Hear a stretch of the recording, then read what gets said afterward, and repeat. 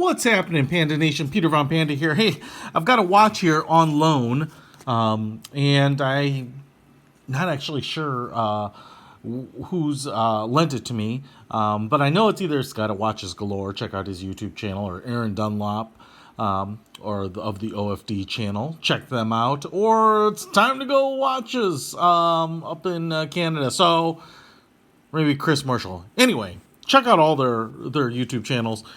This is kind of making its rounds, but wanted to check it out specifically because I remember when this watch came out. This is the AV-8. This is actually not the only color combo that it comes in, but it's the AV-4041-01, and it also comes in black. But I remember actually when this watch came out, I almost pulled the trigger on it, man. I was so enamored with the design, and I think if you take a look at it with me here, you will see why. I mean, it's just a nice looking watch. It has so much going on.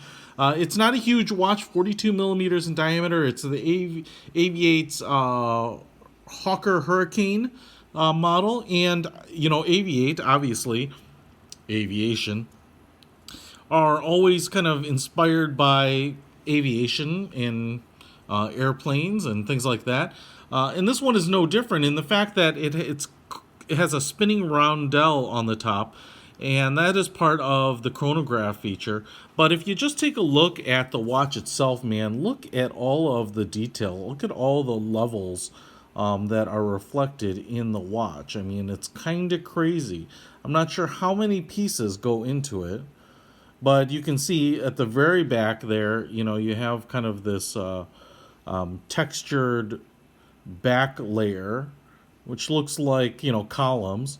And then you have the spinning roundel that's a part of that. You have this kind of lower level piece you can see here with the minute markings on it. So you kind of have a piece directly applied to the top, but then you also have this other piece kind of bolted on top of that, right?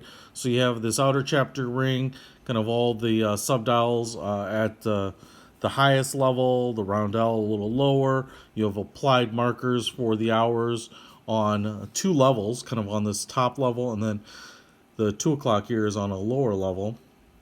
3 and 9 are, looks like, applied numbers there in white.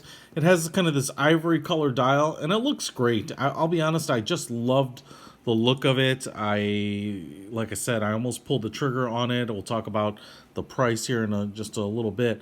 It has a brushed stainless steel case. You know, I think it's just really attractive, and 42 millimeters. It probably looks a little bigger and chunkier than the 42 millimeters would suggest. Polished case down here. There's a little bit of a curvature to the case, so it kind of has a nice smooth, kind of more bulbous look. And as you can see there, the crown, and as you can see in the reflection, or the crystal is curved, right? So 12 millimeters thick, so it's decently thick. But I think it looks great. You know, if I were to change anything, you know, the bezel here, it's pretty wide. It's a couple millimeters wide probably. So, you know, to me, I kind of like a little thinner bezel, or maybe something a little more ornate. But, you know, and that's probably just something I'm just throwing out there. But I think overall it looks great. You know, very squared off lugs, you know, very sharp and straight. And then we've got our pushers here, kind of plunger style pushers. Little bevel to them, and then an onion style crown here. But as you can see, it's not the Cubs logo, it's another roundel. Looks like under acrylic or epoxy or something, so it looks like it's kind of color filled, enamel color filled with blue and red there. So that's pretty cool. Not a screw down crown. The crown is spinning freely. It is a Japanese quartz movement, and so let's just give it a shot here and see if we can get this stopwatch moving. And you can see it's ticking off the seconds there, and the tenths of a seconds up there. If I hit it here, it stops. It's kind of cool that the tip of the second hand there, the stopwatch hand, the chronograph hand, is red. Everything else is black, including the hands there. And then if I hit this, resets to 0 and 60 up there. And it's just cool. You know, this roundel is, you know, patterned, I think, off the roundel that you'd see on the side of the fuselage of the fighters, British fighters in particular. Kind of a classic style with a Railroad track outer ring there. Just really classy, and you can see a little bit of texture on the subdials. I like the kind of the exposed screws right there. That's kind of a cool look. And then even this outer chapter ring, this like railroad track ring on the very steep outer bezel is pretty cool. Triangular pip there at the very top at the noon position. And we'll see too if it has loom. I'm assuming that looks like the hour markers and the hands have loom on them, but pretty cool. And then a date window at the 3:45 position, round, and kind of framed with a little metal bezel in there. So pretty cool. Just really like the look of it. It's nice. And then if you take a look at this leather band, again, kind of a tan, khaki, camel look to it. Kind of has some pretty aggressive pebbling or pretty distinct like hide pebbling from a natural hide. And I like the fact that it's like a little kind of natural looking, right? It's kind of a little antique and vintage looking.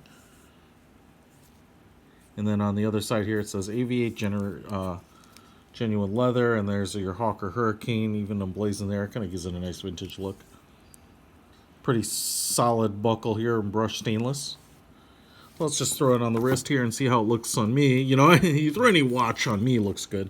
I like that the side stitching here is a little brighter or lighter than the band itself, but 42 millimeter I think is a good size on my particular wrist. It's I wear a little larger watches because my wrist is kind of large, 7.5 inches usually, but it's kind of interesting. These square lugs kind of frame out the watch in kind of a pretty modern industrial way to me. It kind of just has more of a kind of like an industrial look because of kind of how square and straight those lugs are. But man, I think that's a great looking watch.